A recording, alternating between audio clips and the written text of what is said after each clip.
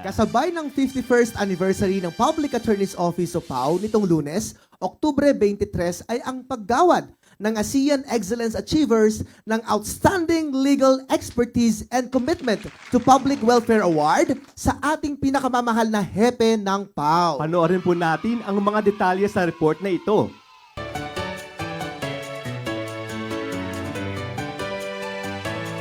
We can't contain our gladness. We want to express our happiness. We're overfilled with joy today. We have a celebration for a good reason. We're done with many nights of...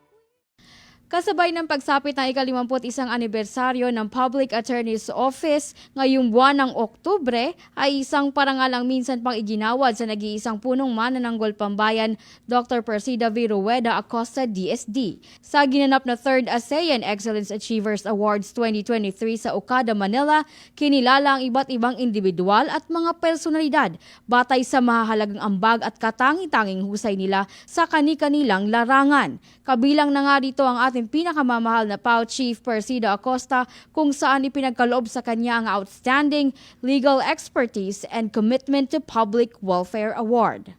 Ang mga ganitong parangal ay bilang pagbibigay inspirasyon sa ating mga kasama, hindi lamang sa pamahalaan, kundi maging sa mga NGOs, sa iba't ibang organisasyon na nagsusulong ng kapayapaan at katarungan.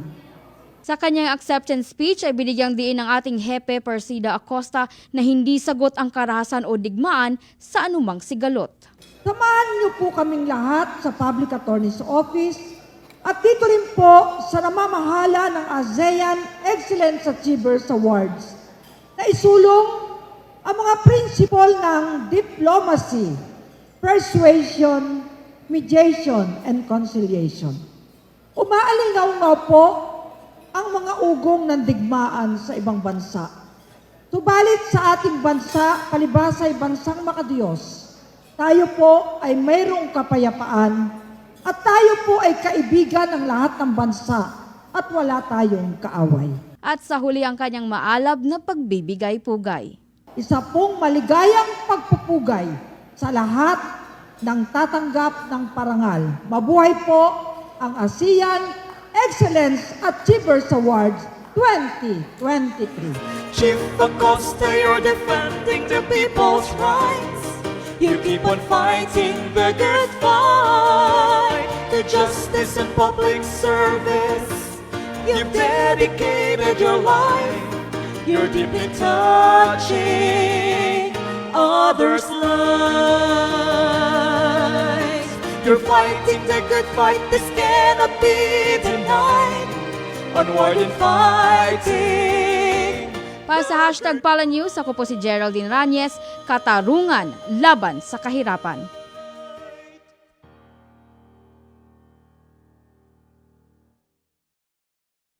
Maraming salamat po sa ASEAN Excellence Achievers Awards 2023.